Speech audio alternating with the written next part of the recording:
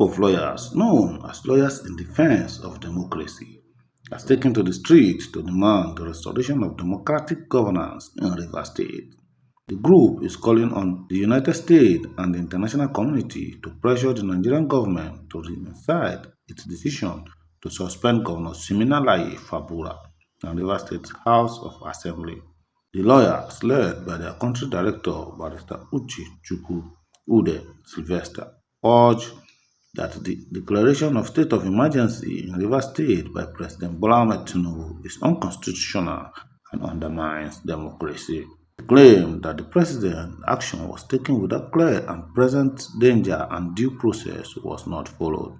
In a letter to Mr. President Donald Trump, they urge him to intervene and pressure the Nigerian government to restore democratic rule in Rivers State. They argued that the suspension of Governor Fubara and the State Assembly is a bizarre attempt to undermine constitutional order. The lawyers also condemned the National Assembly for ratifying the president's decision, describing it as an assault on democracy.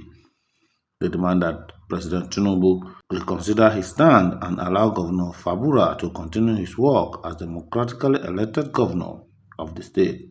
Of emergency is justified in exceptional cases to preserve or establish peace and order, especially when the rule of law and national security are threatened by grave and imminent institutional instability. But in the case of Rivers State, there was nothing of such. The ground none has, as we know that today in Nigeria, is the 1999 Constitution. Any other constitution is null and void. 305 of the 1999 Constitution about state of emergency. It says you must get the approval from the National Assembly, which the president eventually did after making pronouncement, and that is even when the problem of threatening the peace of the country. The question to ask here now is the political crisis in Rivers State threatening the peace of the country? The answer is no. We believe that constitutional power vested in the president to declare a state of emergency does not extend a removal or suspension an elected governor from the office.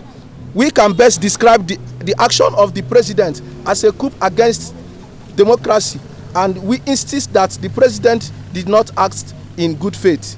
Emergency rule in the state undermines the authority of the elected governor and the violent constitutional practice.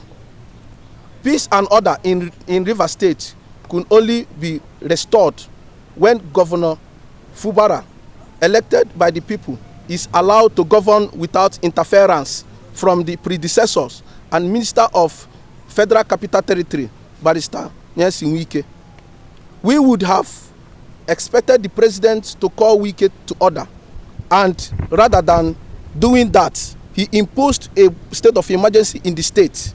On a final note, after studying the situation, we are unable to agree that a state of emergency was necessarily in Rivers State and does not also have any suitable legal ground to have been imposed. We therefore call on President Bola Tinubu to reconsider his stand and end the state of emergency rule in Rivers and allow Governor Fubara, who was elected by the good people of the state, continue his work as democratically elected governor of the state. Not only that, the president should call his minister, Barrister Wike, to order, who is said to be distracting the governor from delivering dividend of democracy to the people of the state.